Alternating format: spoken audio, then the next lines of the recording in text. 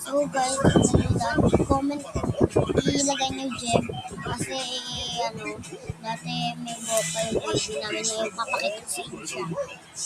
Wait lang guys. Ayun siya guys. Wait lang guys. Sa ganun guys, open to. Bia! Bia, hi. Sabi mo, hi! Ay, nabubutor siya. Ba? Si dito mo siya, makikita. Ganun, may lapit mo sa loob. Saan Ganun mo. Wait lang, ganun mo. nakikita? Ayan na, ayun siya. Ayan na. Be. Ayan na. Wa. Bio! Happy! Kanina yan? Dito tayo kay Ay! Bia. Bia! Ay, gagi. Dirty yan. Oh no!